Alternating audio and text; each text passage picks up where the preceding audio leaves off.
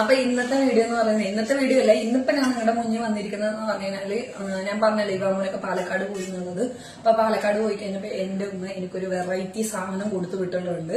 അപ്പൊ അത് നിങ്ങളത് കാണിക്കാന്ന് പറഞ്ഞിട്ടാണ്. അത് നിങ്ങൾക്ക് കാണുന്നുണ്ടാവും. ഞാവൽപ്പഴം. അതെ, ഞാവൽപ്പഴമാണ് കൊടുത്തു വിട്ടിരിക്കുന്നത്. ഒരു വെറൈറ്റി സാധനമാണ്. അപ്പൊ നമ്മൾ ഈ ഞാവൽപ്പഴേ കുറച്ച് മുളക് പൊടിയും ഉപ്പും ഒക്കെ പടയിട്ടിട്ട് കഴിച്ചു നോക്കാം നമുക്ക്. സൂപ്പർ ആയിരിക്കും സംഭവം. അപ്പൊ നമുക്ക് അതൊന്ന് ചെയ്ത് നോക്കാം. നമുക്ക് കുറച്ച് മുളക് പൊടി,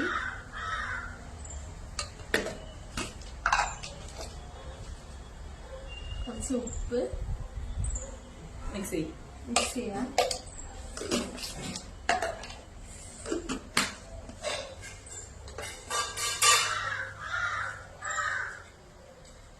പൊട്ടാതെ മിക്സ് ചെയ്യണേ. പൊട്ടിയ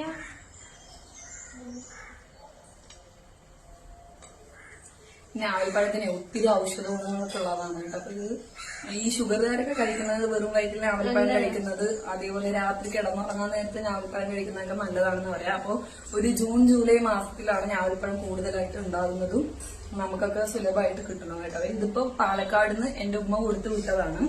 അപ്പൊ ഇവിടെ ഞാനിപ്പോ ഉള്ളത് ആലപ്പുഴയിലാണ്. അപ്പൊ ഇവിടെ കിട്ടുമായിരിക്കും, എനിക്ക് അറിയത്തില്ല. എനിക്ക് കിട്ടിയായിരുന്നു. അപ്പൊ ഞാൻ ഞാവൽപ്പഴം എന്ത് കൊടുത്തു വിടണമെന്ന് നമ്മൾ ചെയ്യുന്നപ്പോ ഞാൻ കൊടുത്തു വിടുക പറഞ്ഞാൽ എന്റെ മോനിക്കും ഭയങ്കരമായിട്ട് ഇഷ്ടമുള്ള ഒരു സാധനമാണ് കേട്ടോ. നമുക്കിതൊന്ന് കഴിക്കാം.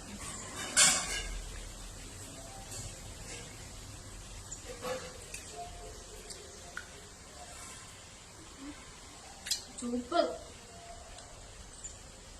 നല്ല മധുരമുള്ള ഞാവൽപ്പഴമാണ്. അപ്പൊ അതിനകത്ത് നമ്മള് മുളക് പൊടി ഉപ്പും കൂടി ഇട്ട് കഴിഞ്ഞപ്പോ ഒരു ഉപ്പും എരിവും മധുരം എല്ലാം പാടെ വന്നുള്ള സൂപ്പർ ടേസ്റ്റ് ആണ്.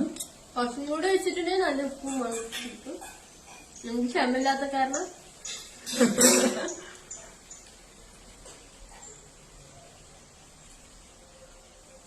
അപ്പൊ ഇന്നിത് എല്ലാവർക്കും കൊടുക്കാം അല്ലേ. അപ്പൊ ഇന്നത്തെ വീട് ഇത്രയേ ഉള്ളൂ.